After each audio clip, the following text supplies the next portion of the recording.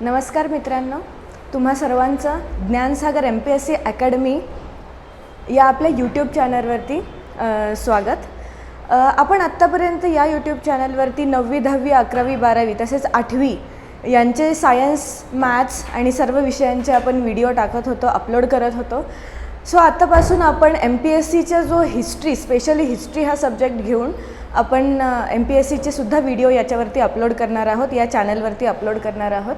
ठीक आहे, तर सर्वांनी या गोष्टीची नोंद घ्या की आपण आता इथून पुढे या चॅनलवरती हिस्ट्री, MPSC हिस्ट्री या विषयाचे सुद्धा लेक्चर्स अपलोड करणार आहोत. आता हिस्ट्रीच का, तर हिस्ट्रीचा जर तुम्ही पाहिलं, हिस्ट्री हा विषय जर तुम्ही पाहिला तर होतं असं की हिस्ट्रीचे काही म्हणजे प्लस पॉईंटसुद्धा आहेत आणि काही मायनस पॉईंटसुद्धा आहेत. प्लस पॉईंट असं आहे की जसं बाकीच्या विषयांमध्ये हा जो म्हणजे बाकीचे विषय जे असतात की ज्याच्यामध्ये ते विषय भरपूर डायनॅमिक आहेत, त्यांच्यामध्ये स्टॅटिक असा पार्ट खूप कमी असतो आणि ते विषय डायनॅमिक आहेत. म्हणजे उदाहरणार्थ रोजच्या घडणाऱ्या घडामोडींचा त्या विषयाच्या अभ्यासावरती परिणाम होत राहतो. तसं हिस्ट्रीच्या बाबतीत या गोष्टी खूप कमी होतात. हिस्ट्री हा म्हणजे होऊन गेलेला पार्ट आहे, तो त्याच्यामध्ये स्टॅटिक पार्ट जो आहे तो भरपूर जास्त आहे. त्याच्यामुळे याच्यामध्ये आपल्याला मार्क्स स्कोअर करणं हे जास्त सोपं पडतं इतर विषयांपेक्षा, कारण की रोजच्या घडामोडीमध्ये घडणाऱ्या असे म्हणजे घटना ज्यांचा स्टॅटिक विषयावरती परिणाम होतो अशा खूप कमी आहेत. समजा काही उत्खनन वगैरे झालं आणि याच्यामधून काही नवीन गोष्टी समजल्या तरच होतं असं की स्टॅटिक विषयामध्ये काही बदल होऊ शकतात किंवा काही इन्फॉर्मेशन ॲड होऊ शकते. पण ह्या गोष्टी खूप कमी होतात. त्याच्यामुळे हा एक प्लस पॉईंट आहे हिस्ट्रीचा की स्टॅटिक असल्यामुळे आपल्याला स्कोरिंग सब्जेक्ट होऊ शकतो. पण त्याच वेळेस त्याचाच दुसरा बाजू जर आपण पाहायला गेलो तर दुसरा बाजू त्याची निगेटिव्ह पॉईंट असा आहे की हिस्ट्रीचा इनपुट आउटपुट रेशो खूप कमी आहे. आता इनपुट आउटपुट रेशो म्हणजे काय, तर इनपुट म्हणजे काय की याच्यामध्ये सिलॅबस एवढा वास्ट आहे की आणि एवढे सारे बुक्स आणि एवढे सारे सोर्सेस आपल्याकडे अवेलेबल आहेत की एवढ्या सगळ्यांचा जर अभ्यास करत बसलो त्या मानाने आपल्याला आउटपुट जे आहे या विषयामध्ये कमी मिळतं. आता आउटपुट कमी मिळतं म्हणजे काय की नक्की आपल्याला MPSC जे प्रश्न विचारतात ते प्रश्न नक्की कोणत्या पुस्तकातून विचारतात, कोणत्या संदर्भात विचारतात. कारण की सिलॅबस जर तुम्ही पाहिला, आपण त्या गोष्टी डिस्कस करणारच आहोत आज, तर सिलॅबस जर तुम्ही पाहिला तर त्या गोष्टीचा विचार करता सिलॅबस खूप वास्ट आहे आणि बुक्स पण खूप अवेलेबल आहेत आणि नक्की कोणत्या सोर्सेसमधून प्रश्न विचारतात हे आपण सांगू शकत नाही. त्याच्यामुळे मग एवढा सारा अभ्यास करायचा आणि मग त्याच्यामधून जे आउटपुट मिळतं म्हणजे जास्तीत जास्त अभ्यास करून हिस्ट्रीमध्ये कमीत कमी आउटपुट मिळतं असं म्हणता येऊ शकतं. ठीक आहे, सो म्हणून हा एक त्याचा निगेटिव्ह पॉईंट आहे. पण हाच पॉईंट आपण काय करू शकतो, ओव्हरकम करू शकतो. कशामुळे, कशाचा अभ्यास करून, तर हाच सिलॅबस डोळ्यासमोर ठेवून जर टॉपिक वाईज आपण स्टडी केला तर आपण हिस्ट्रीचा अभ्यास खूप छान करू शकतो आणि आपला इनपुट आउटपुट रेशो जो आहे तो बदलू शकतो. ठीक आहे, त्याच्यामुळे हिस्ट्री हा महत्त्वाचा एक सब्जेक्ट आहे या आपल्या MPSCच्या स्टडीमध्ये. सो आपण त्याच्याविषयी आता इथून पुढे बोलणार आहोत. सो आपलं पहिलं लेक्चर जे आहे ते पहिलं लेक्चर ओरिएंटेशनचं लेक्चर असेल. आता ओरिएंटेशन म्हणजे काय, तर आपण हिस्ट्री या विषयाचा अभ्यास करूया MPSCचे वेगवेगळे पेपर्स लक्षात घेता. आता आपला ह्याच्यामध्ये फोकस MPSC प्रीचा फोकस असणार आहे. आता तुम्हाला सगळ्यांना माहिती आहे जूनमध्ये MPSCची प्री आहे आणि आता एप्रिलमध्ये पुढच्या महिन्यामध्ये एप्रिलमध्ये ग्रुप बीची प्री आहे. ठीक आहे, सो या दोघांसाठी सुद्धा आपले जे लेक्चर्स आहेत त्याचा खूप उपयोग होऊ शकतो आणि तेच आपण लक्षात घेता आपण काय करणार आहोत. आता हिस्ट्री या विषयाचं या लेक्चरमध्ये आपण फक्त ओरिएंटेशन पाहूयात की नक्की आपल्याला हिस्ट्रीचं महत्त्व काय आपल्या पेपरसाठी. MPSCचा जर पेपर तुम्ही लक्षात घेतला, डोळ्यासमोर ठेवला, GS 1चा पेपर, तर तुम्हाला म्हणजे आपण तो पेपर डोळ्यासमोर ठेवून इतिहास या विषयाचं यामध्ये महत्त्व काय आहे. ठीक आहे, सो आपण पॉईंट्स लिहून घेऊयात वाटलेस तर की आपण जर इतिहास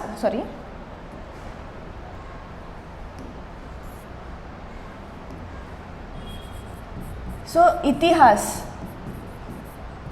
हा जर विषय घेतला तर याच्यामध्ये आपण कोणकोणत्या गोष्टी पाहणार आहोत हे आपण पाहूयात.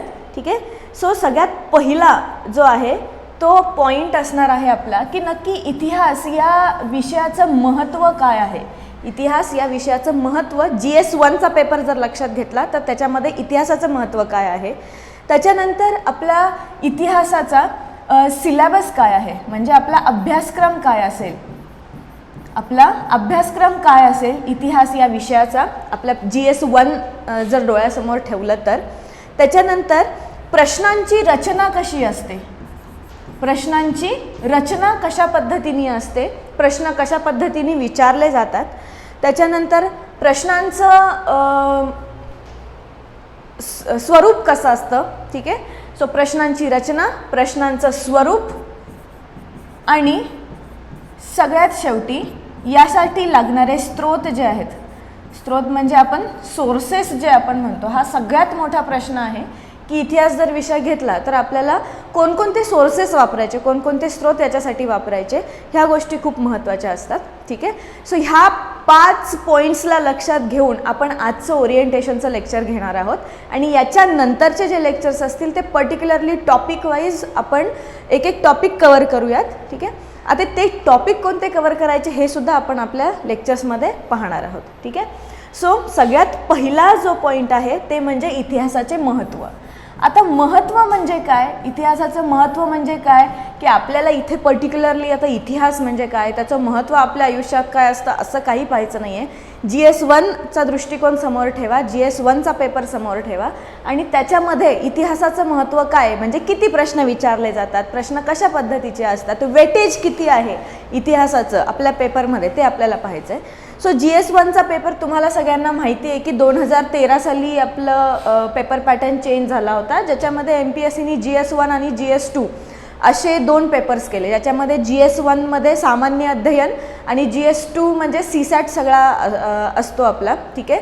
सो आता CSAT तुम्हाला माहितीच असेल की आता CSAT परत पेपर पॅटर्न थोडेसे चेंज झालेले आहेत आणि आता CSAT फक्त ह्याच्यासाठीच राहिलेला आहे, मतलब स्कोरिंग नाही राहिलेला आता पहिल्यासारखा. ठीक आहे.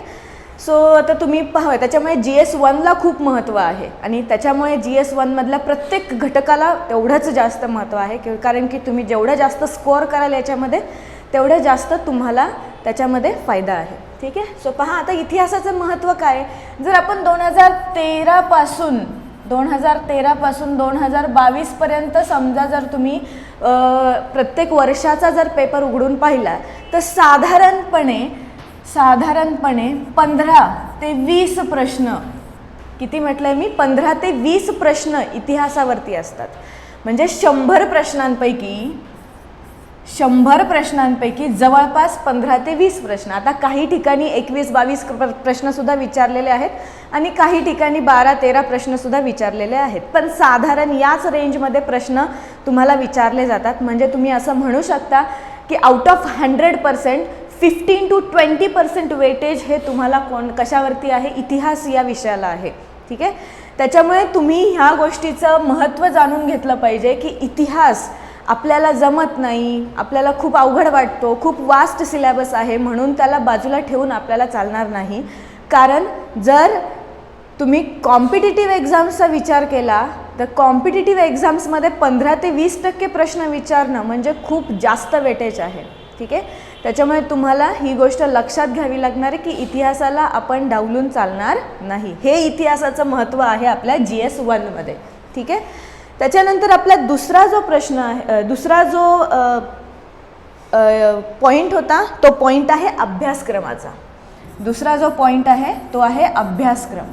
आता अभ्यासक्रम म्हणजे काय, अभ्यासक्रम म्हणजे इथे आपण पाहणार आहोत सिलेबस, की आपल्या इतिहासाचा सिलेबस काय आहे. जर तुम्ही MPSCची वेबसाईट ओपन केली आणि त्याच्यामध्ये प्रीसाठी GS1साठी लागणारा जर सिलेबस पाहिला तर त्याच्यामध्ये एकूण 7 घटक येतात. पहिला घटक आहे करंट नॉलेज, मतलब करंट अफेअर्स जे आपले कंटिन्युअस होत असतात, रोजच्या घडामोडी त्या. दुसरा जो आहे तो आहे इतिहास. इतिहासामध्ये त्यांनी फक्त एक ओळ दिलेली आहे, काय आहे, भारताचा इतिहास महाराष्ट्राच्या विशेष संदर्भासहित व भारतीय राष्ट्रीय चळवळ. म्हणजे तुम्हाला कळलं का, फक्त एका ओळीमध्ये त्यांनी इतिहासाचा अभ्यासक्रम दिलेला आहे. ठीक आहे. त्याच्यानंतर पुढचा जो आहे तुम्हाला आता दाखवते मी, पुढचा काय आहे, पुढचा आहे महाराष्ट्र, भारत तसेच जगाचा भूगोल. त्याच्यानंतर चौथा पॉईंट आहे महाराष्ट्र व भारत, राजकीय व्यवस्था व प्रशासन, म्हणजे आपण पॉलिटी आपण जे म्हणतो ते. आर्थिक व सामाजिक विकास, म्हणजे याच्यामध्ये सगळे इकॉनॉमिक्स जे आहे ते येतात. आणि सर्वात पर्यावरण संदर्भामधील सर्वसाधारण मुद्दे जसे की जैववैविध्य व पर्यावरण बदल. आणि सगळ्यात शेवटी आहे सामान्य विज्ञान. म्हणजे तुम्ही जर MPSCचा हा सिलेबस पाहिला तर तुम्हाला लक्षात येईल की हा सिलेबस त्यांनी UPSCच्या धर्तीवरती तयार केलेला आहे. UPSCचा पण सिलेबस पाहिला तर सिंगल लाईनमध्ये त्यांनी सिलेबस कंप्लीट केलेला आहे.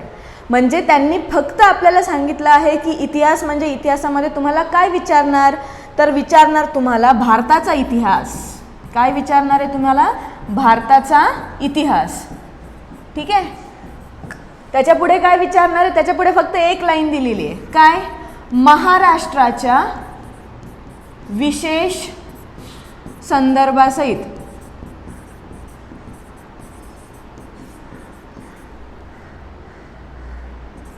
ठीक आहे. आणि अजून एक पॉइंट दिलेला आहे. काय आहे? भारतीय राष्ट्रीय चळवळ.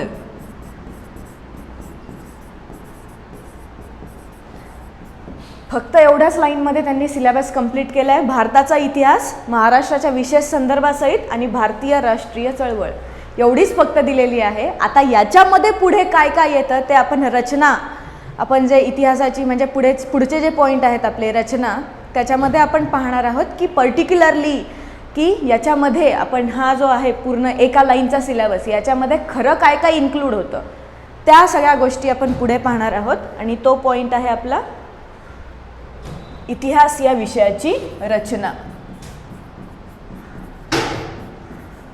ठीक आहे.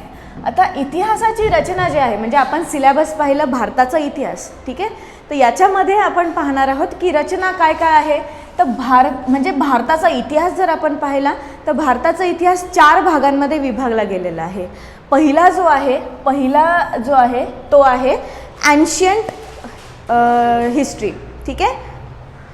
त्यालाच आपण म्हणतो मराठीमध्ये प्राचीन भारताचा इतिहास. कोणता आहे? प्राचीन भारताचा इतिहास. त्याला आपण एन्शियंट हिस्ट्री म्हणतो. त्याच्यानंतर येतो मध्ययुगीन भारताचा इतिहास. मध्ययुगीन भारताचा इतिहास म्हणजे मेडिएवल इंडियन हिस्ट्री जी आहे ती येणार आहे. त्याच्यानंतर येतो आधुनिक भारताचा इतिहास. काय येणार आहे? आधुनिक भारताचा इतिहास. सो आधुनिक म्हणजे आपण मॉडर्न इंडियन हिस्ट्री जी आहे ती येणार आहे. आणि सगळ्यात शेवटी जी आहे ती आहे आपली भारतातली जी राष्ट्रीय चळवळ जी आहे, नॅशनल मूव्हमेंट आपण जे म्हणतो, इंडियन नॅशनल मूव्हमेंट किंवा भारतीय राष्ट्रीय चळवळ, म्हणजे एक प्रकारे आपले स्वातंत्र्याची जी चळवळ आहे ती सगळी. म्हणजे 4 पार्ट जे आहेत त्या अजून एक पार्ट येतो याच्यामध्ये, तो असतो स्वातंत्र्योत्तर भारतातला काळ किंवा भारतीय हिस्ट्री. पण ते आपल्याला मेन्समध्ये आहे. ते शक्यतो तुम्हाला याच्यामध्ये विचारत नाहीत. इतिहासाच्या म्हणजे या पर्टिक्युलर प्रीसाठी तुम्हाला विचारत नाही. आणि विचारले काही प्रश्न तरीसुद्धा आपण आत्ता आपल्याला असलेल्या नॉलेजवरती आपण त्याची प्रश्नांची उत्तरं देऊ शकतो. सो सगळ्यात शेवटी जी आपली राष्ट्रीय चळवळ जी आहे, राष्ट्रीय चळवळ, आणि याच्यामध्ये आपण महाराष्ट्राचा विशेष संदर्भ घेऊन अभ्यास करणार आहोत.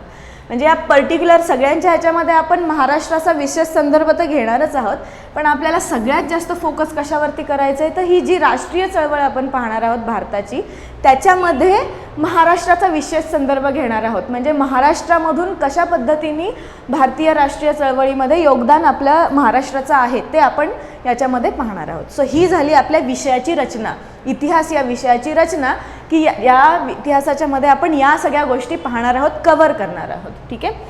सो याच्यानंतरचा जो पार्ट आहे तो आहे आपल्या इतिहासाच्या प्रत्येक अभ्यासाचे उपघटक.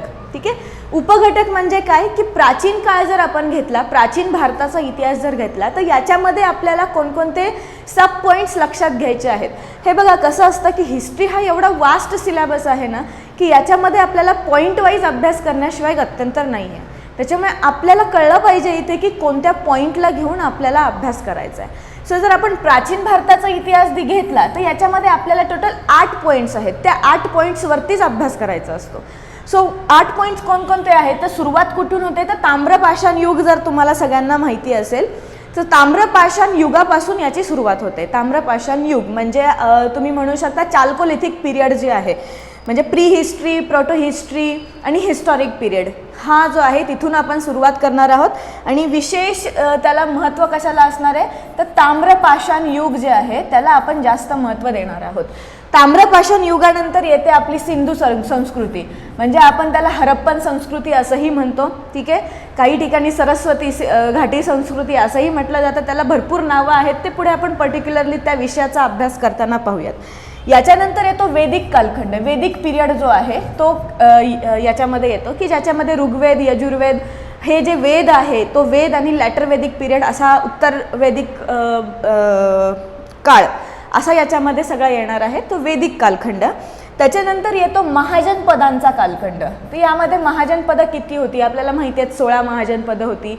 मग या 16 महाजनपदांमध्ये महत्त्वाची कोणकोणती होती त्या प्रत्येकाचा विशेष संदर्भ घेऊन आपल्याला म्हणजे प्रश्न विचारले जातात की महाजनपदं, त्यांचे राजधान्या, त्यांचे प्रमुख राजे, त्यांनी केलेल्या प्रमुख कारवाया या सगळ्या गोष्टी याच्यामध्ये पाहिल्या जातात. ठीक आहे, सो महाजनपदांचा कालखंड.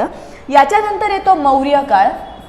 याच्यानंतर येतो मौर्य काळ. हा सगळ्यात महत्त्वाचा काळ आहे की ज्याच्यामध्ये आपण पर्टिक्युलरली भरपूर गोष्टी आपल्याला पाहायच्या आहेत मौर्य काळामध्ये. त्याच्यानंतर येतो उत्तर मौर्य काळ. सो उत्तर मौर्य काळामध्ये काय घटना घडल्या त्या आपल्याला इथे लक्षात घ्यायच्या आहेत. त्याच्यानंतर येतो गुप्त काळ. गुप्ता जे राजे होते ठीक आहे त्यांचा काळ येतो आणि नंतर येतो उत्तर गुप्त काळ. सो पर्टिक्युलरली जर प्राचीन भारताचा इतिहास आपण पाहिला तर त्याच्यामध्ये हे 8 पॉईंट्स आपण कवर करणार आहोत आणि याच्या बरोबर जे महत्त्वाचे पॉईंट्स आहेत तेही आपण कवर करूयात. ठीक आहे, पण महत्त्वाचे जे 8 पॉईंट्स जे आहेत ते हे आहेत की यांना आपण अनुषंगून सगळा अभ्यास करणार आहोत. त्याच्यानंतर येतो मध्ययुगीन कालखंड. मध्ययुगीन कालखंड जो आहे मध्ययुगीन कालखंडामध्ये आता सगळा कोणता भाग येतो तो जे इस्लामिक इन्व्हेजन आपल्यावरती झालं, इंडियावरती झालं, हे इस्लामिक इन्व्हेजन्स, त्याच्यानंतर त्याच्यामधले महत्त्वाचे सुलतान आणि पर्टिक्युलरली मुघल कालखंड आपण इथे घेणार आहोत. ठीक आहे, सो आपण इथे काय काय पाहणार आहोत की इस्लामिक शासकांचे आगमन. ठीक आहे, इस्लामिक शासकांचे आगमन.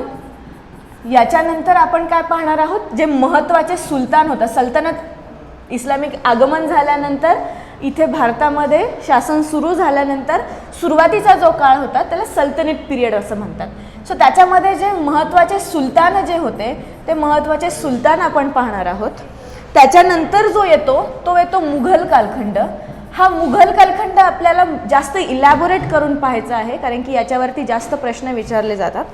सो मुघल कालखंड आपण पाहणार आहोत आणि मग त्याच्यानंतर काही प्रादेशिक सत्ता आपण पाहणार आहोत की ज्या दक्षिणेकडे आणि दख्खनच्या भागामध्ये जास्त होत्या. म्हणजे महाराष्ट्र आणि महाराष्ट्राच्या खालचा भाग जो होता त्याच्यामध्ये उदयाला आलेल्या काही महत्त्वाच्या प्रादेशिक सत्ता की ज्याच्यामध्ये तुम्ही माहिती असेल विजयनगर याच्यावरती भरपूर प्रश्न विचारले गेलेले आहेत.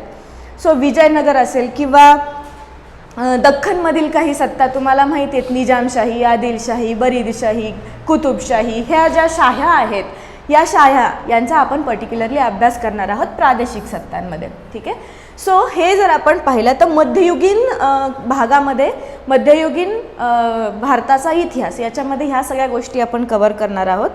आधुनिक भारताचा इतिहासामध्ये आपण पर्टिक्युलरली कोणकोणत्या गोष्टी पाहणार आहोत तर समाज सुधारक. सो महत्त्वाचे जे समाज सुधारक आहेत ते आपण पाहणार आहोत कारण की या समाज सुधारकांवरती भरपूर प्रश्न विचारले जातात. डायरेक्ट प्रश्न विचारले जातात किंवा पॉईंट्स दिलेले असतात आणि आपण समाज सुधारक ओळखायचा असतो अशा पद्धतीने सुद्धा प्रश्न विचारले जातात. ठीक आहे, त्याच्यानंतर महत्त्वाचे क्रांतिकारक जे आहेत ते क्रांतिकारक आणि त्यांच्या ज्या कारवाया महत्त्वाच्या कारवाया होत्या त्या आपण इथे पाहणार आहोत. त्याच्यानंतर विविध नेते जे ह्या काळामध्ये होऊन गेले. आता तुम्हाला सगळ्यांना समजत असेल की समाज सुधारक म्हणते, क्रांतिकारक म्हणतीये, नेते म्हणतीये, त्यांनी तयार केलेल्या संघटना म्हणतीये, या सगळ्यांमध्ये फरक आहे. या सगळ्या गोष्टींमध्ये काय आहे फरक आहे. क्रांतिकारक जे होते त्यांचा विचार सरणी वेगळी होती, सुधारकांची विचारसरणी वेगळी होती, जे नेते होते त्यांची विचारसरणी वेगळी होती. सो या पर्टिक्युलरली प्रत्येकांचे आपण मध्ये जे महत्त्वाचे नेते असतील, क्रांतिकारक असतील, समाजसुधारक असतील, त्यांचा आपण इथे काय करणार आहोत, अभ्यास करणार आहोत. ठीक आहे. सो विविध नेते जे आहे, नेते व त्यांनी स्थापन केलेल्या महत्त्वाच्या संघटना यांचा सुद्धा आपण अभ्यास करणार आहोत. कारण की ही संघटना खूप महत्त्वाच्या आहेत की आपण पर्टिक्युलरली ज्यावेळेस इंडियन नॅशनल काँग्रेसचा विचार करू तेव्हा त्याच्या आधी त्याशी रिलेटेड भरपूर संघटना तयार झाल्या आणि त्याच्यानंतरही त्याला काउंटर करण्यासाठी त्याच्या सारख्या विचारांच्या अशा भरपूर संघटना तयार झाल्या. सो त्या संघटनांचा सुद्धा आपण इथे विचार करणार आहोत. त्याच्यानंतर या काळामध्ये महत्त्वाच्या ज्या कोणत्या घटना घडल्या, म्हणजे मुघल पिरियड संपल्यानंतर इंग्रजांचं म्हणजे इंग्रज ज्यावेळेस भारतामध्ये त्यांचं राज्य सुरू झालं त्याच्यानंतरच्या ज्या महत्त्वाच्या घटना आहेत, सो या सगळ्या महत्त्वाच्या घटना ज्या आहेत त्या आपण पाहणार आहोत इथे. सो महत्त्वाच्या घटना इथे आपण पाहणार आहोत. आणि सगळ्यात शेवटी जे महत्त्वाचं आहे ते आहे आपली राष्ट्रीय चळवळ.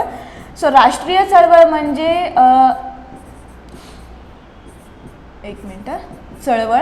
राष्ट्रीय चळवळ म्हणजे आपण पर्टिक्युलरली राष्ट्रीयत्वाची भावना कशी डेव्हलप झाली पूर्ण इंडियामध्ये, समाजामध्ये, नेत्यांनी त्याच्यामध्ये कशा पद्धतीने भूमिका बजावली आणि आपल्या संघटनेचं कार्य म्हणजे इंडियन नॅशनल काँग्रेसचं कार्य आणि मग त्याच्यानंतर आपली राष्ट्रीय चळवळ कशी पुढे जात गेली. मग त्याच्यामध्ये मवाळ कालखंड येतो, जहाल कालखंड येतो, त्याच्यानंतर गांधीजींचा कालखंड येतो. मग या दरम्यान वर्ल्ड वॉर झाले, त्या वर्ल्ड वॉर दरम्यान भारताची कशा पद्धतीने म्हणजे भारताचा काय रोल होता, ह्या सगळ्या गोष्टी आपण पाहणार आहोत महत्त्वाच्या घटना आणि राष्ट्रीय चळवळीमध्ये. आणि या राष्ट्रीय चळवळ आपण ज्यावेळेस विचार करणार आहोत तेव्हा तिथे आपण महाराष्ट्राचा पर्टिक्युलरली संदर्भ पाहणार आहोत की महाराष्ट्राच्या संदर्भामध्ये राष्ट्रीय चळवळ कशी होती ते आपल्याला महत्त्वाचं आहे. ते ज्यावेळेस आपण म्हणतो की इतिहासामध्ये महाराष्ट्राच्या विशेष संदर्भासहित आपण पाहणार आहोत भारताचा इतिहास, तेव्हा प्रत्येक ह्याच्यामध्ये आपल्याला महाराष्ट्राचा विशेष संदर्भ पाहायचा आहे की महाराष्ट्राचं योगदान काय आहे इतिहासामध्ये, ते आपल्याला महत्त्वाचं आहे. आणि सगळ्यात शेवटी आहे ही राष्ट्रीय चळवळ. आणि सगळ्यात शेवटी आपण मी आत्ताच सांगितलं महाराष्ट्राचा इतिहास की ज्याच्यामध्ये आपण महाराष्ट्रामध्ये घडून गेलेले समाजसुधारक, क्रांतिकारक, महाराष्ट्रामधून घडलेल्या काही महत्त्वाच्या क्रांतिकारी कारवाया असतील किंवा इथे तयार झालेल्या वेगवेगळ्या संघटना असतील, ह्या सगळ्या गोष्टी आपण पाहणार आहोत. सो ही झाली आपली इतिहासाची रचना आणि पुढे इतिहासाचे जे उपघटक आहेत ते सगळे आपण याच्यामध्ये कव्हर केलेले आहोत. ठीक आहे. सो तुम्हाला आता एक आयडिया आली असेल या सगळ्याकडे, ही स्लाईड जेव्हा तुम्ही पाहता त्यावेळेस तुम्हाला या सगळ्यांमध्ये एक आयडिया आली असेल की आपल्याला इतिहास शिकायचा आहे म्हणजे नक्की काय शिकायचं आहे. ठीक आहे. आणि त्याच्यानंतर आपण जो पुढचा पार्ट पाहणार आहोत तो आहेत आपले सोर्सेस काय पाहिजेत. सो आता जर तुम्ही पर्टिक्युलरली जूनचा विचार करून, जूनच्या प्रीचा विचार करून जर तुम्ही जर आता इतिहासाचा अभ्यास करणार आहात तर आपल्याकडे हार्डली 3-4 महिने आहेत. ठीक आहे. 3 महिने म्हणू शकतो आपण. आणि या 3 महिन्याच्या कालखंडामध्ये तुम्ही जर 10 पुस्तकं वाचायला घेतली, 15 पुस्तकं वाचायला घेतली तर त्याचा काही उपयोग नाही. मग तुम्ही बाकीच्या विषयांचा अभ्यास कधी करणार. सो आपल्याला इथं टाईम मॅनेजमेंट पण करायचं आहे, सिलेबस पण कव्हर करायचा आहे, प्रत्येक पॉईंटसुद्धा कव्हर झाला पाहिजे. सो या सगळ्या दृष्टिकोनातून जर आपण पाहिलं तर आपल्याला सोर्सेस काय ठेवावे लागणार आहेत, लिमिटेड ठेवायला लागणार आहेत. सो लिमिटेड सोर्सेस ठेवायचे, लिमिटेड सोर्सेस ठेवून त्याची जास्तीत जास्त रिव्हिजन करायची की ज्याच्यामुळे आपण आपला जो मी तुम्हाला सुरुवातीला म्हटलं होतं इनपुट आउटपुट रेशो जो आहे तो आपल्याला सुधारायचा असेल तर त्याच्यासाठी ही गोष्ट आपल्याला केली पाहिजे. सोर्सेस लिमिटेड असले पाहिजे, रिव्हिजन्स भरपूर झाल्या पाहिजेत. ठीक आहे. एवढी जरी गोष्ट केली तुम्ही तरी इतिहासाच्या बाबतीत एवढंसुद्धा तुमचा इनपुट आउटपुट रेशो जो आहे तो वाढवू शकतो. ठीक आहे. त्याच्यामुळे आता सोर्सेस जर आपण पाहिले तर काही महत्त्वाचे सोर्सेस आहेत ते आपण पाहणार आहोत. याच्यामध्ये सगळ्यात महत्त्वाचा सोर्स जो आहे ज्याच्यामध्ये तुमचं ॲन्शियंट अँड मेडिएवल पिरियड जो आहे, ॲन्शियंट अँड मेडिएवल पिरियड. सो आता पहा आपला जो इथून पुढचे जे सगळे लेक्चर्स होतील ते सगळे लेक्चर्स मराठी आणि इंग्रजी असं दोन्ही मिक्स करून आपण घेऊयात.